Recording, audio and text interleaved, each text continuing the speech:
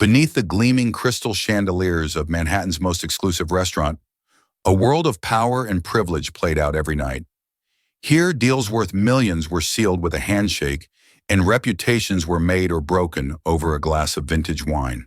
But on one particular evening, this carefully curated world was brought to a screeching halt. The aggressor, Sterling Blackwood, a titan of industry, a man whose net worth eclipsed the GDP of small nations. The target, a young waitress. As his voice, laced with venom and entitlement, echoed through the opulent dining room, no one could have predicted what would happen next. It wasn't a rebuttal, an apology, or a burst of tears. It was a single sentence, spoken with chilling calm, that would not only freeze the entire restaurant, but would unravel an empire and expose a devastating secret buried for years. The air in Aurelia was thick with the scent of money and ambition. It was a carefully composed fragrance, a blend of white truffle oil, vintage leather from the banquettes, and the subtle, expensive perfumes of its clientele. Waitstaff moved like ghosts, their black and white uniforms a stark contrast to the jewel-toned silks and bespoke suits of the patrons. They were trained to be invisible, to anticipate a need before it was spoken, to refill a glass of water without a single ripple. For Isabella Rossi, this performance of invisibility was both a shield and a burden. Tonight, like every Tuesday and Thursday for the past 6 months, she was assigned to Section 4, the coveted corner booths with the best view of the glittering city skyline. It was also, unfortunately, the preferred section of Sterling Blackwood. Isabella had studied him from afar, learning his habits with the meticulous precision of a biologist studying a predator. He always arrived at precisely 8 o'clock. He always demanded the corner booth, even if another party was already seated there, a request the manager, Mr. Dubois, would always accommodate with groveling apologies to the displaced guests. He drank Macallan 25, neat. He ordered the Wagyu steak, medium rare, and would send it back if it was even a degree off. He never made eye contact with the staff, referring to them only with a sharp snap of his fingers or a dismissive "you." To most, he was an icon. His face graced the covers of business magazines, a testament to his Midas touch. Blackwood Capital was a behemoth, a private equity firm that specialized in corporate restructuring, a euphemism for acquiring struggling companies, stripping them for parts, and leaving the husk behind. He was lauded as a visionary, a ruthless but brilliant capitalist. Isabella knew another word for it, a vulture. Her hands, steady as she polished a wine glass until it squeaked, did not betray the tremor in her heart. Every time he was here, it was a test of her resolve. She had fought to get this job, navigated the complex social hierarchies of the restaurant world, and endured the condescension of Mr. Dubois. All for these moments. All for the chance to be in the same room as the man who had obliterated her world. Tonight, Sterling Blackwood was accompanied by a younger man, Gregory Finch, a junior partner at his firm. Gregory was everything Sterling was, but in a less refined package. His suit was just as expensive, but worn with less ease. His laughter was a fraction too loud, his sycophantic nods too eager. He was a mirror reflecting Sterling's own ego back at him, and Sterling clearly enjoyed the view. "The board is weak, Gregory," Sterling was saying, his voice a low growl that carried easily in the hushed room. "They talk about long-term stability and employee morale. Morale doesn't show up on a balance sheet. We buy Aerotech, we liquidate the pension fund, sell the patents to the Chinese, and we're out in 6 months with a 40% return. It's clean. It's simple." Gregory nodded vigorously. "Absolutely, Sterling. Visionary. They're stuck in the past." Isabella approached the table, her water pitcher held in a perfectly steady hand. "Good evening, gentlemen. May I refill your water?" she asked, her voice a neutral, practiced melody. Sterling didn't look at her. He waved a dismissive hand, a gesture that meant, "Do your job and disappear." Gregory, however, let his eyes linger on her for a moment too long, a slick smile playing on his lips. Isabella ignored him, focusing on the task. She leaned forward to pour water into Sterling's glass. And then it happened. A tiny, almost imperceptible tremor, a result of the adrenaline coursing through her veins, caused the lip of the heavy, crystal pitcher to gently tap the rim of his glass. A single drop of chilled water escaped, landing on the back of Sterling Blackwood's $5,000 suit sleeve. It was nothing, a speck of moisture that would evaporate in 60 seconds. In any other context with any other person, it would have gone unnoticed. But this was Sterling Blackwood. The low growl of his conversation stopped. He looked down at the microscopic droplet on his sleeve as if it were a mortal wound. He slowly, deliberately lifted his gaze from his suit to Isabella's face. For the first time all night, he truly looked at her. His eyes, the color of a stormy sea, were filled with a sudden, shocking rage. "You!" he spat the word. "Did you see what you just did?" The silence at the table was instantaneous. Gregory Finch's sycophantic smile vanished, replaced by a look of alarm. Isabella kept her composure. "My deepest apologies, sir. It was a complete an accident." Sterling's voice rose, shedding its conversational tone and taking on a sharp, cruel edge that sliced through the restaurant's ambient murmur. Heads at nearby tables began to turn. "An accident of incompetence? Do you have any idea what this suit costs? It costs more than you make in a year, probably 5. Isabella stood frozen, the heavy pitcher still in her hand. Her training screamed at her to apologize, to grovel, to fetch the manager. But something else, a deeper, older anger, held her in place. "Sir, I am truly sorry. I will fetch a cloth immediately." "Don't bother," he sneered, his voice now loud enough to command the attention of the entire dining room. The clinking of cutlery slowed. Conversations faded. "What's your name?" he demanded. She hesitated for a fraction of a second. "Isabella, sir." "Isabella," he repeated, tasting the name with theatrical disgust. "Well, Isabella, let me give you a lesson in value. Some things and some people are valuable. They are assets. And some," he gestured vaguely at her, "are liabilities. They are clumsy, inefficient, and ultimately disposable. You are a disposable person in a disposable job, and you just spilled water on someone who could buy this entire building and turn it into his private bathroom just for the pleasure of firing you personally." Gregory Finch chuckled nervously, a pathetic attempt to show solidarity. The other patrons stared, a mixture of shock, discomfort, and for a few, a kind of morbid curiosity. Mr. Dubois was already scurrying over from the host stand, his face pale and beaded with sweat. "Mr. Blackwood, sir, is there a problem?" he stammered, his eyes darting fearfully from Sterling's furious face to Isabella's still one. Sterling ignored him, his focus locked on Isabella.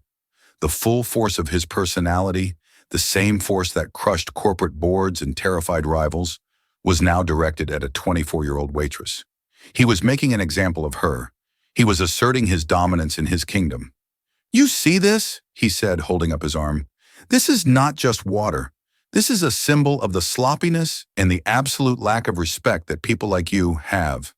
You drift through life with no ambition, no drive, and you expect a handout. You expect to serve people like me and not even have the basic competence to do it properly. You are a waste of space." The venom in his words was palpable. It hung in the air, thick and poisonous. Isabella felt the stares of every single person in the room. She saw the fear in Mr. Dubois' eyes. She saw the cruel smirk on Sterling's face. He was enjoying this. He was feeding on her humiliation. Her training, her carefully constructed facade of the invisible waitress, crumbled. The years of suppressed grief, of watching her mother cry herself to sleep, of seeing her father's pride turn to ash. It all coalesced into a single, white-hot point of clarity. She had rehearsed this moment in her mind 1,000 times, but she had always imagined it differently. She had imagined shouting, crying, throwing the truth at him like a stone. But now in the face of his raw, public cruelty, she found a calm she didn't know she possessed.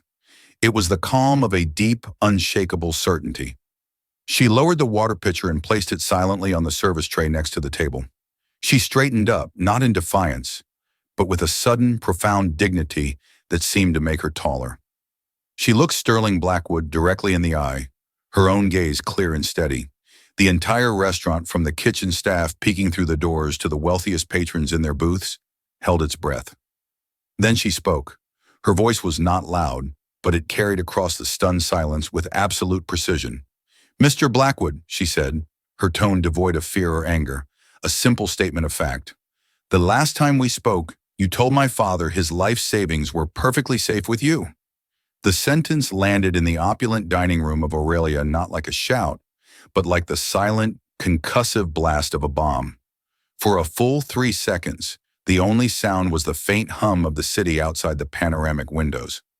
Every eye was locked on the tableau, the furious billionaire, the terrified manager, and the waitress who had just lit a fuse. Sterling Blackwood's face underwent a fascinating transformation. The florid mask of rage dissolved, replaced by a flicker of confusion, then a dawning, horrified recognition. His eyes, which had been instruments of attack, now became windows to a frantic search through the archives of his memory. He stared at her face, the dark, determined eyes, the strong line of her jaw. He was seeing her not as a disposable waitress, but as someone else, a ghost from a transaction he had long since buried. What did you say?" he stammered, his voice losing its thunderous authority, shrinking to a confused whisper. Mr. Dubois, utterly lost, looked back and forth between them. "Isabella, what is the meaning of this? Apologize to Mr. Blackwood at once and go to my office." But Isabella's attention was solely on Sterling. She had his full, undivided attention for the first time. "My father was Robert Rossi," she continued, her voice maintaining its unnerving calm. "Rossi and Sons Fine Cabinets. You met him at the Mayor's Charity Gala 4 years ago. You told him you had a special opportunity, an exclusive fund for friends and family. You told him it was a sure thing." The name Robert Rossi struck Sterling like a physical blow. He visibly flinched. The color drained from his face, leaving behind a pasty, grayish pallor. The swagger, the entitlement, the sheer force of his presence evaporated, leaving only a man, suddenly looking older and far more fragile, caught in a spotlight he couldn't escape. Gregory Finch, the sycophant, was a study in confusion. He looked at his boss, whose godlike confidence had vanished, and then at the waitress, who now seemed to hold all the power in the room. He opened his mouth, then closed it, utterly clueless as to which side to take. The other diners were no longer just watching, they were listening intently. The hushed whispers started, rippling outwards from the center. Phones, which had been discreetly tucked away, began to emerge. A few were already pointed toward the scene, their small red recording lights blinking like malevolent eyes. I don't know what you're talking about," Sterling finally managed. But the denial was weak, hollow. It convinced no one, least of all himself. "You don't?" Isabella asked, a faint, sad smile touching her lips. "He trusted you. He invested everything, not just the company's capital, but our home equity, my college fund. All of it. He called your office every day for 6 months when the statements stopped coming.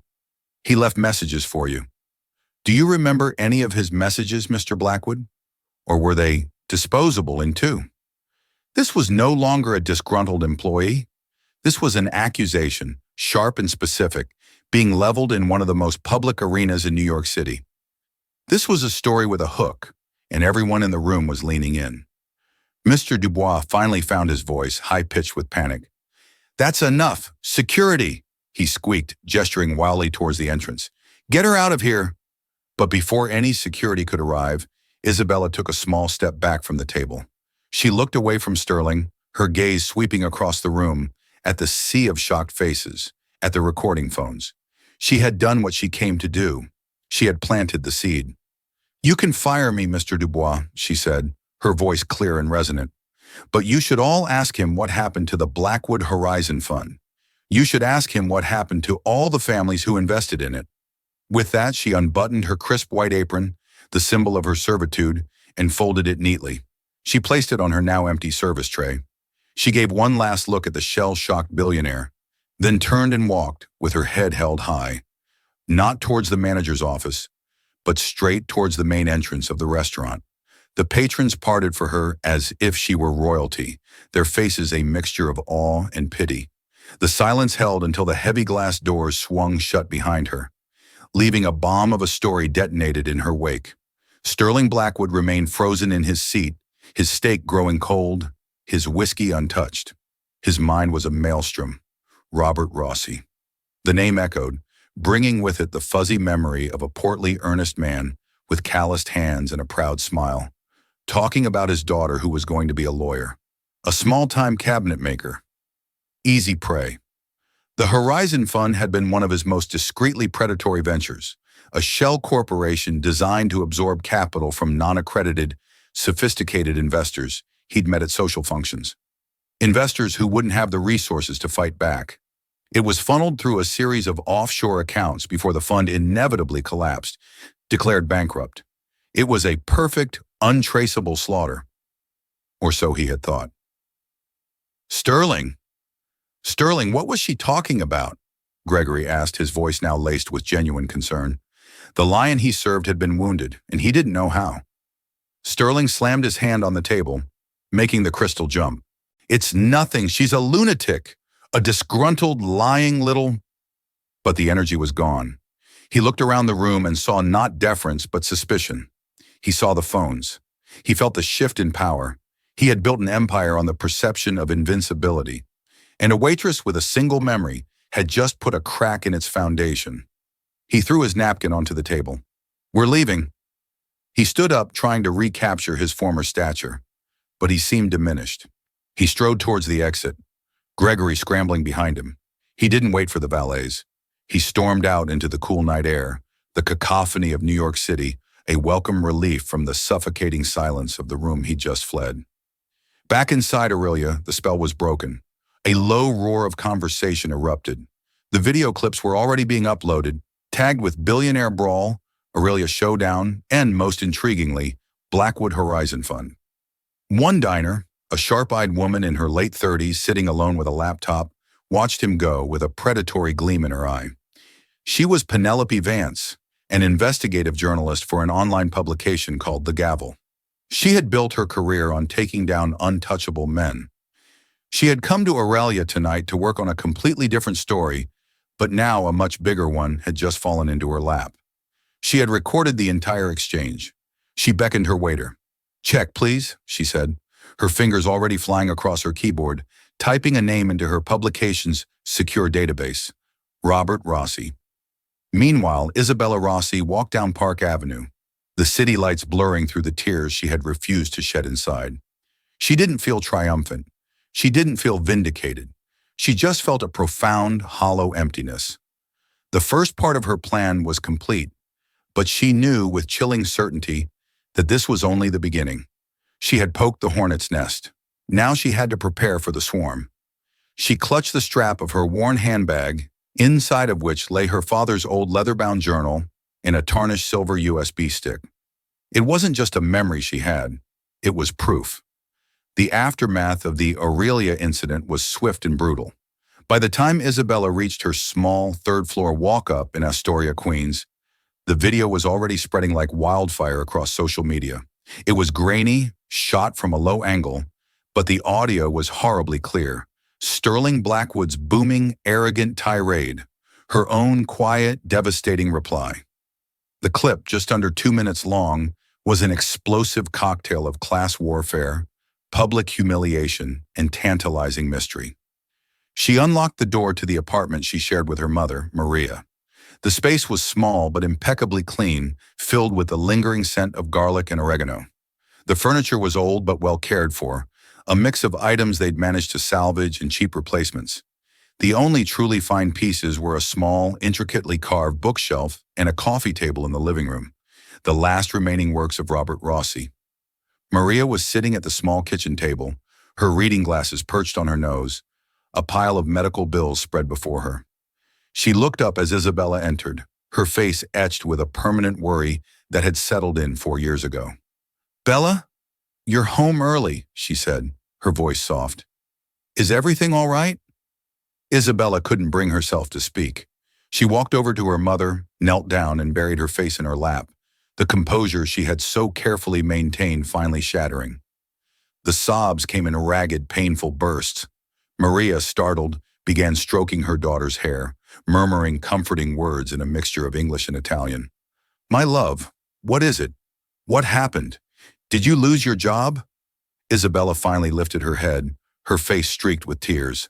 I quit, Mama, or I was fired. I don't know. I saw him. Maria's hands stilled. She didn't need to ask who he was. There was only one he who cast such a long, dark shadow over their lives. Blackwood, she whispered, the name like a curse. He was there, Isabella choked out. He yelled at me. He humiliated me in front of everyone. So I said it. I told him who I was. Maria's face went pale. The fear in her eyes was immediate and visceral. It was the fear of a person who had already lost everything and knew how much more could still be taken. Isabella, no. What have you done? That man, he is powerful. He is dangerous. To provoke him, what more can he do to us, Mama? Isabella asked, a raw edge to her voice. He took Dad's company. He took our home. He took our savings. He took Dad's health. She gestured towards the pile of bills on the table, a testament to the massive heart attack Robert Rossi had suffered 6 months after his financial ruin, leaving him alive but frail, a shadow of the vibrant man he once was. What's left for him to take? Our peace, Maria said quietly. Our safety. Isabella stood up and walked to her room, returning with her father's old journal and the silver USB stick. She placed them on the table next to the bills. Peace is a luxury we can't afford, Mama. He thought we were nothing. He thought Dad was just some stupid woodworker he could cheat and forget about. He needed to be reminded. She opened the journal. Her father's handwriting, usually a strong, confident script, filled the pages. The early entries were full of hope. October 14th. Met a titan tonight. Sterling Blackwood. Shook my hand. A real handshake. Firm. Told him about the business, about Bella starting law school. He seemed genuinely interested. Said he admired self-made men. November the 2nd. A call today. From Blackwood's office. An invitation. Talked about a private fund, the Horizon Fund. Said it was for people he respected. An honor. He used the word honor. The entries grew more excited.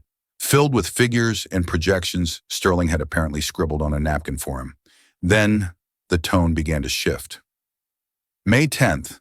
The quarterly statement is late. Called Michael Chen, my contact. He said there's a slight delay. Standard administrative stuff. July 19th. Still nothing.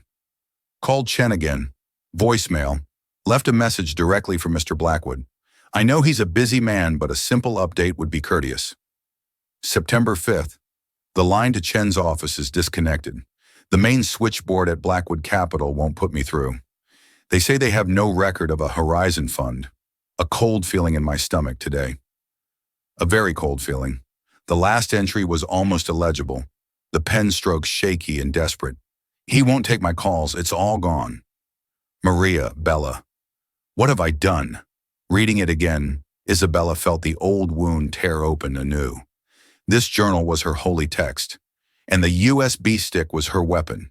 After her father's heart attack, a shattered Isabella had been packing up his office, a rented storage unit by then, and found the USB stick taped to the bottom of a drawer.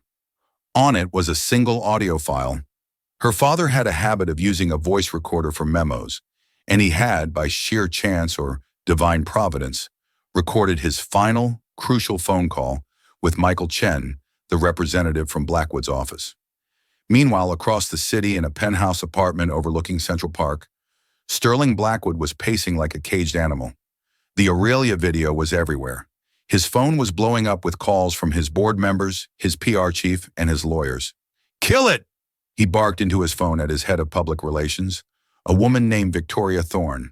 I don't care how. Threaten lawsuits. Pay off the platforms.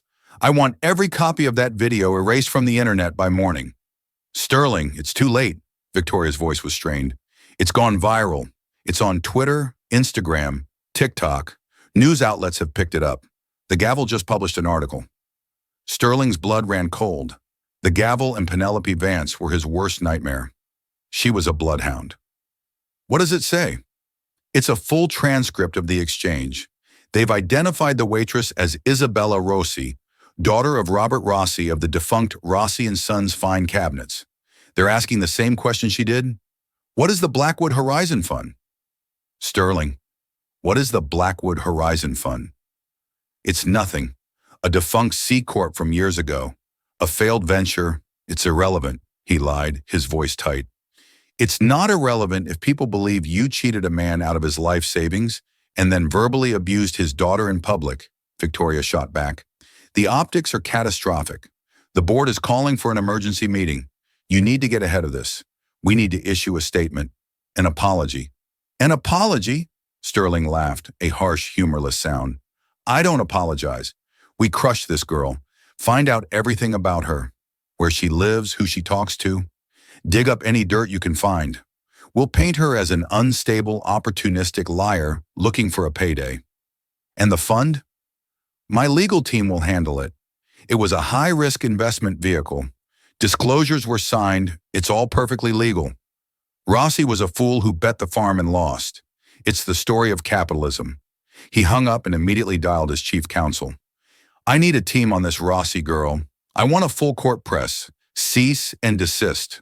Defamation suit. I want her buried in legal filings until she can't breathe. And I want you to find out what, if anything, she has. He thought back to the girl's face. Isabella. There was no fear in her eyes. There was something else. A cold, burning purpose. It unnerved him more than any threat. He had built his world on the assumption that the Robert Rosses of the world were footnotes, collateral damage in the grand game of wealth creation. He never imagined a footnote could learn to write its own story. In another part of the city, Penelope Vance was staring at her screen, a triumphant smile on her face. Her initial article was just the appetizer. Tip-offs were already flooding her inbox. The name Blackwood Horizon Fund had shaken something loose. One email in particular stood out. The sender was anonymous. The subject line was simple. You're on the right track. The body of the message was even simpler. Rossi wasn't the only one. Look for the Phoenix Group LLC, Delaware. You'll find more ghosts there. Penelope's smile widened. She smelled blood in the water. She had the public spectacle, she had the victim, and now she had a thread. A thread that could unravel Sterling Blackwood's entire tapestry of lies. Her next call would be to a forensic accountant. Her second would be to try and find Isabella Rossi. The two women, one driven by a thirst for justice, the other by a thirst for the truth, were now on a collision course, and Sterling Blackwood was standing directly in their path. The morning after the Aurelia incident, Isabella's world had shrunk to the four walls of her apartment. Her phone buzzed incessantly with calls from unknown numbers and notifications from social media. She was a trending topic. To some, she was a hero, a working-class champion who spoke truth to power. To others, she was an opportunist, a schemer who had staged the confrontation for fame and money. News vans were parked on the street below, their cameras pointed up at her building like sniper rifles. She had become a prisoner in her own home. Maria, her face a mask of anxiety, paced the small living room. We should have left last night, she murmured. Gone to your aunt's in Jersey. Bella, this is out of control. Running is what he expects us to do, Mama, Isabella said, her voice steady despite the tremor in her hands. It's what we did last time. We stayed quiet. We grieved. We disappeared. Look where it got us. A sharp, authoritative knock echoed from their front door. It wasn't the tentative rap of a neighbor. It was firm, official. Maria gasped, her hand flying to her chest. The police. His lawyers. Isabella took a deep breath. Stay here. She walked to the door and looked through the peephole. A woman stood in the hallway. She was in her late 30s with sharp, intelligent eyes, an air of restless energy, and a no-nonsense trench coat. Isabella recognized her instantly from her profile picture online. It was Penelope Vance. Isabella hesitated. Part of her wanted to pretend no one was home. But she knew that Penelope Vance wasn't the type to give up easily. More importantly, she was the author of the one article that had treated her story with gravity instead of sensationalism. She unlatched the door and opened it a few inches. Isabella Rossi? Penelope asked, her voice direct but not unkind. My name is Penelope Vance. I wrote the article for the Gavel. I know this is an insane time, but I need to talk to you. I think I can help. A lot of people want to help me right now, Isabella said warily. Most of them want to sell my story to a tabloid. I don't work for a tabloid, Penelope replied, meeting her gaze without flinching. I bring down men like Sterling Blackwood for a living. I believe you, and I think your father wasn't his only victim. But I need more than a viral video. I need your story, and I need whatever proof you have. There was something in Penelope's demeanor, a core of steel, a genuine intensity that cut through Isabella's fear. This wasn't a vulture circling. This was a hunter who had found a common enemy. Isabella opened the door wider and let her in. The meeting was tense at first. Maria watched from the kitchen, a silent, worried sentinel. Isabella was guarded, doling out the details of her father's story, piece by piece. She spoke of his pride, his trust, and the devastating speed with which his life's work had been erased. Penelope listened, never interrupting, her pen scratching away in a small notebook. When Isabella finished, Penelope looked up, her expression grim. He used a shell corporation called Phoenix Group LLC to manage the fund, Penelope stated, not as a question, but as a fact. Isabella's eyes widened. How did you know that? I got an anonymous tip last night. I had a forensic accountant I work with do a deep dive. The Blackwood Horizon Fund was a subsidiary of Phoenix. Phoenix was registered in Delaware, owned by another holding company in the Cayman Islands. It was a ghost. It raised $30 million from about a dozen small-time investors like your father over 2 years, invested it in high-risk junk bonds and derivatives, and then declared bankruptcy. The assets were pennies on the dollar. The paper trail is a labyrinth, designed to be. So it's all legal, Isabella said, the hope in her chest deflating. It was just a bad investment. The bankruptcy was legal, Penelope corrected her. The way he solicited the investments may not have been. Did your father sign a prospectus? Risk disclosures? He signed a thick stack of papers, Isabella admitted. He said Mr. Blackwood's associate assured him it was just standard procedure. But what did Blackwood tell him? Penelope pressed. What promises did he make in person? This was it, the moment of truth. Isabella looked at her mother, who gave a slight, fearful shake of her head. But Isabella knew there was no turning back. She retrieved the USB stick. My father recorded one of his last calls with the man from Blackwood's office, Michael Chen. She plugged the USB into Penelope's laptop. A moment later, a scratchy audio file began to play. Her father's voice, strained with anxiety, filled the small apartment. Robert Rossi's voice. Michael, it's Robert Rossi again. It's been 3 months. I just need to know what's happening. The market is up, but my statements show a total loss. Mr. Blackwood promised me this was a preservation fund.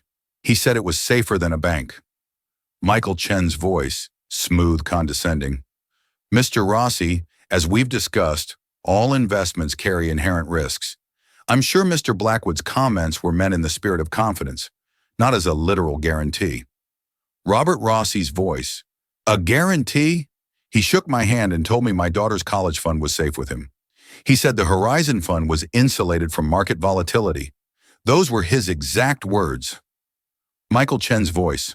I have no record of that conversation.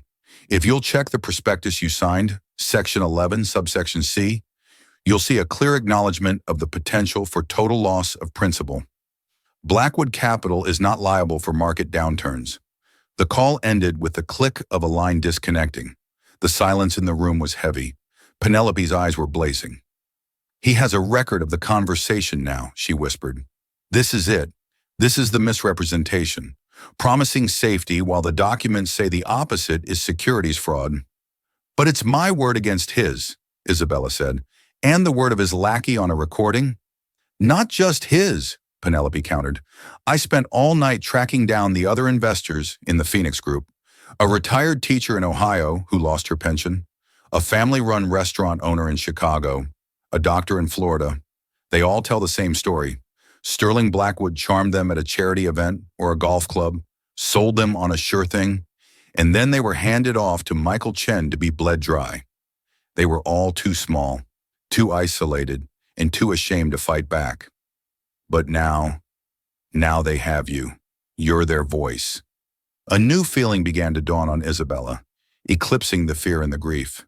It was a sense of purpose. She was no longer just fighting for her father. She was fighting for all of them. Just then, a loud thud came from the front door as a thick envelope was slid underneath. Isabella picked it up. It was from a prestigious law firm, Blackwood's Legal Hounds. Inside was a cease and desist letter, thick with legalese, threatening a multi-million-dollar defamation lawsuit. Maria wrung her hands. See? I told you. He's trying to crush us. Isabella looked at the letter, then at Penelope. She slid it across the table. He's scared, she said, a newfound confidence in her voice. He wouldn't be doing this if he wasn't scared. Penelope read the letter and smiled grimly. This isn't a threat. This is a confession. He's confirming the story is damaging him. We've got him on the run. She closed her laptop. Okay, here's the plan. My publication will back you legally. We'll protect you. I'm going to publish a follow-up piece with the stories of the other victims. We'll make Phoenix Group and Horizon Fund household names. But we need a final blow. The recording is good, but juries can be swayed. We need to get Blackwood himself on the record. He'll never talk to you, Isabella said. Not to me, no, Penelope agreed. But he's a narcissist. His ego is wounded. His reputation is under attack. His PR team will be pushing him to do a big softball interview on a major network to clear his name, to look powerful and in control again. A plan began to form in her eyes. And when he does that interview, Penelope said, a predatory glint in her eye, we're going to make sure he gets a surprise guest. The week that followed was a blur of calculated chaos. Penelope Vance, true to her word, unleashed a media blitz. Her follow-up article, The Ghosts of the Horizon Fund, went live on the gavel. It was a masterpiece of investigative journalism, weaving together the heartbreaking stories of the retired teacher, the Chicago restaurateur, and the Florida doctor. Each story echoed the Rossies, a chance encounter with a charming Sterling Blackwood, promises of safety and exclusivity, and then financial ruin. Penelope skillfully laid out the architecture of the Phoenix Group LLC, painting a clear picture of a predatory scheme designed to prey on the trusting and financially unsophisticated. The article didn't just report the news, it created a narrative of a billionaire predator and his forgotten victims. The story exploded. Ghosts of Horizon trended globally. Mainstream news outlets, initially hesitant, could no longer ignore the story. The SEC announced a preliminary inquiry into Blackwood Capital's past fund management practices. The stock of Blackwood's publicly traded holding company dipped, then slid. The board members who had once revered Sterling as a rainmaker were now in open revolt, demanding he contain the situation. For Sterling Blackwood, it was a living nightmare. His fortress of wealth and power, once impenetrable, was being besieged from all sides. The cease and desist had backfired spectacularly. Penelope Vance had published it in full, framing it as an attempt to silence victims. His usual tactics, threats, legal intimidation, backroom deals, were useless against the tide of public opinion. His PR chief, Victoria Thorne, was frantic. "You have to do the interview, Sterling," she insisted during a heated meeting in his marble-clad office. "We've arranged it with NBS Nightly News. Catherine Riley. She's tough but fair. You go on there, you look sincere, you express regret that these investors lost money in a volatile market, you pivot, you talk about the thousands of jobs you've created, your philanthropy, you change the narrative. You have to." Sterling hated the idea. It felt like a surrender. But he looked at his plummeting stock ticker and the stack of messages from his panicked board, and he knew he had no choice. He was a shark who had to keep moving, and right now he was dead in the water. "Fine," he snarled. "Book it. But no surprises. I want a list of approved topics. No mention of Rossi." "They won't agree to that," Victoria said. "But we can prep you. We'll have answers for everything." He agreed, convinced he could outsmart any journalist. He could project confidence, power, and a touch of regretful wisdom. He would turn this crisis into a demonstration of his resilience. The night of the interview, the atmosphere at the NBS studio was electric. Sterling Blackwood, dressed in a somber navy suit, sat opposite Catherine Riley, one of America's most respected journalists. He felt a bead of sweat trickle down his back, but kept his expression cool and confident. The cameras rolled. The first 15 minutes went exactly as planned. Catherine asked about the market, about his company's future, about his philanthropic work. Sterling was smooth, eloquent, and commanding. He was rebuilding his image, brick by brick, in front of millions of viewers. Then Catherine's expression hardened slightly. Mr. Blackwood, I have to turn to the controversy that's been surrounding you for the past week. The story that began with a confrontation in a restaurant and has now grown to include multiple families across the country. I'm talking about the Blackwood Horizon Fund. Sterling leaned back, his expression a well-rehearsed mask of solemnity. Catherine, it's a deeply unfortunate situation. The Horizon Fund was a high-risk, high-reward venture from nearly 5 years ago. Every investor, including Mr. Rossi, signed comprehensive documents acknowledging these risks. It pains me that it didn't succeed and that people lost money. It's a painful part of investing, but it is a part of it. But these investors claim you personally assured them of the fund's safety, Catherine pressed. They claim you sold it to them as a secure investment for their life savings, for their children's college funds. I meet hundreds of people a year, Sterling said smoothly, a touch of sadness in his voice. I am passionate about what I do, and perhaps my enthusiasm was sometimes misinterpreted as a guarantee, which it never was. The documents, the legal reality, are clear. He was doing it. He was winning. Catherine held his gaze. Mr. Blackwood, one of those investors was Robert Rossi. His daughter Isabella was the waitress you confronted at Aurelia. She claims her father has a recording of your representative explicitly contradicting the promises you made. She agreed to join us tonight. Please welcome Isabella Rossi. The studio doors opened. Sterling Blackwood's heart stopped. He turned, his face a mask of pure, unadulterated shock as Isabella walked onto the set. She wasn't wearing a waitress uniform. She was dressed in a simple dark blazer and slacks, looking not like a victim, but like the law student she was always meant to be. She sat down in the chair next to Catherine, her calm gaze locking onto Sterling's. He was trapped. The cameras were on him. Millions were watching. If he stormed off, he was guilty. If he stayed, he was facing his accuser. Ms. Rossi, Catherine said, her voice gentle, thank you for being here. Mr. Blackwood claims his enthusiasm was simply misinterpreted. What do you say to that? Isabella looked directly at Sterling. Enthusiasm is not the word I would use, she said, her voice clear and strong. Fraud is more accurate. You didn't sell my father on high risk, high reward. You sold him on safety. You sold him on trust. You used his respect for you to rob him. This is a lie, Sterling blustered, finding his voice. This is a preposterous, orchestrated attack. She is a disgruntled. Then let's listen to the recording, shall we? Catherine interjected. She signaled to the control room. The audio filled the studio. The voice of a desperate Robert Rossi, the condescending tones of Michael Chen. The key phrases echoed with damning clarity. Mr. Blackwood promised me this was a preservation fund, safer than a bank, insulated from market volatility. When the recording finished, the studio was deathly quiet. Catherine turned back to Sterling. Your representative, Michael Chen, did not deny that you made those statements, Mr. Blackwood. He simply referred to the fine print. Does that sound like a simple misinterpretation of enthusiasm? Sterling was cornered, his carefully constructed facade shattered. He lashed out. This is illegal, recording a call without consent. Not in New York, a one-party consent state, Isabella said coolly. My father was a party to the call. It's admissible. He stared at her, this girl he had dismissed as disposable, and saw the architect of his ruin.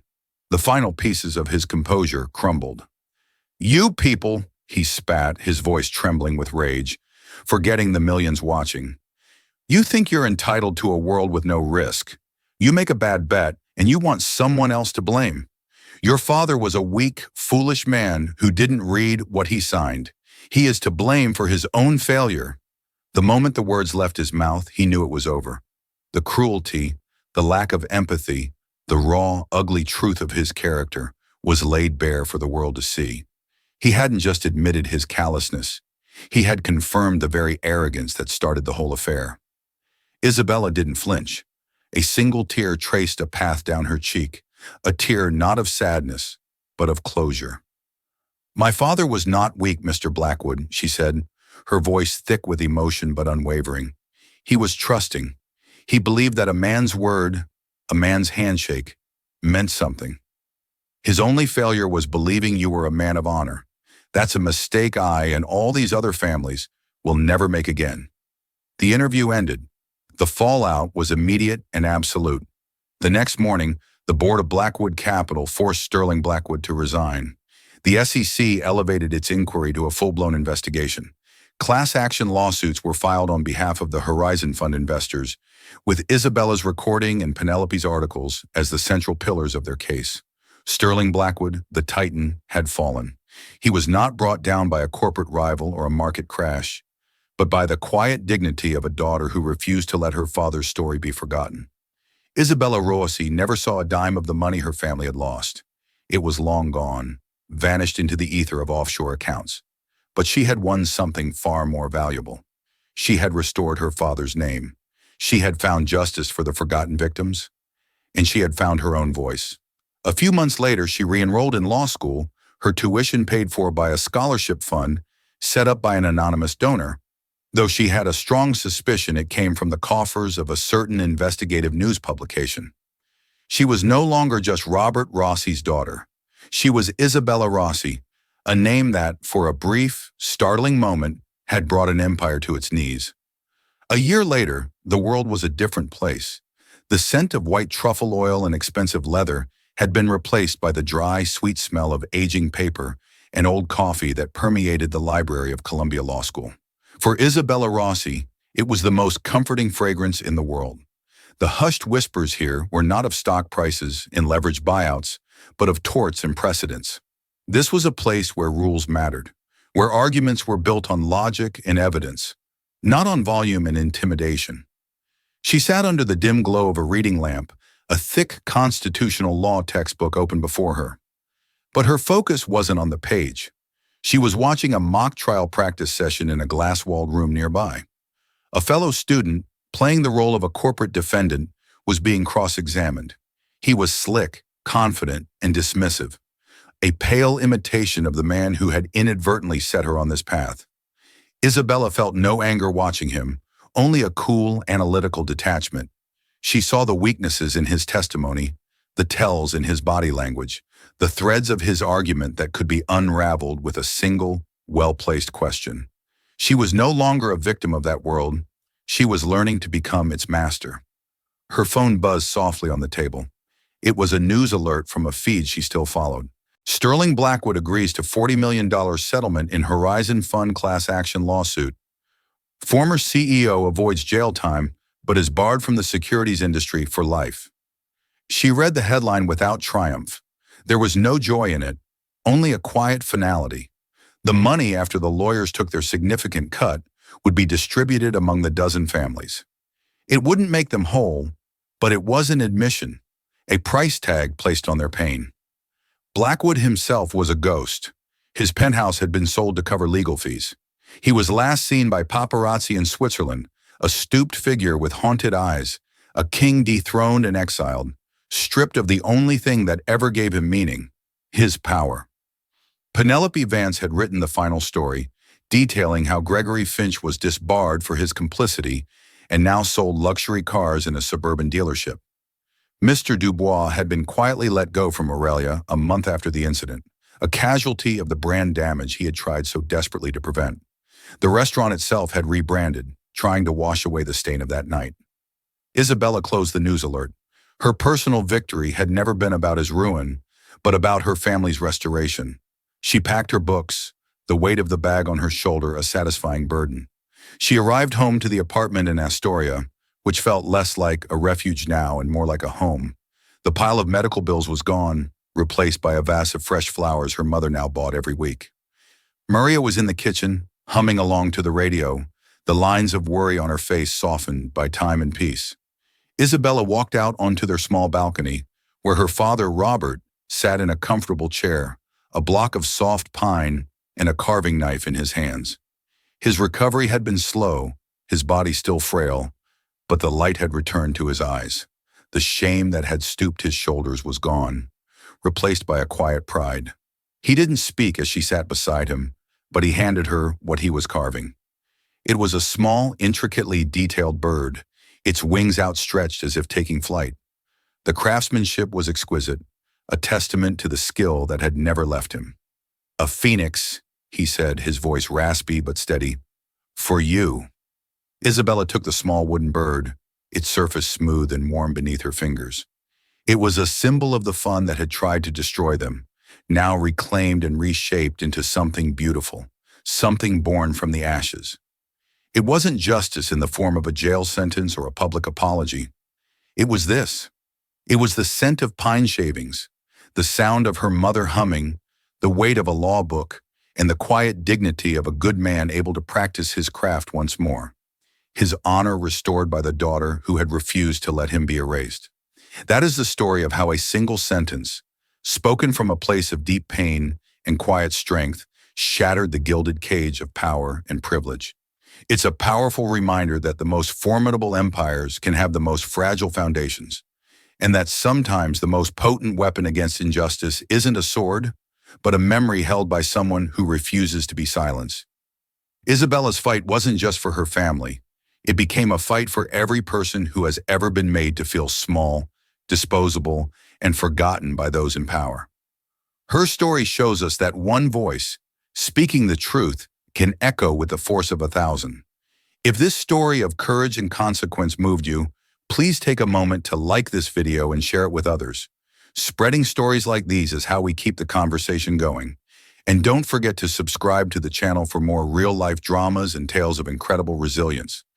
Your support helps us to continue finding and telling the stories that matter. Thank you for listening.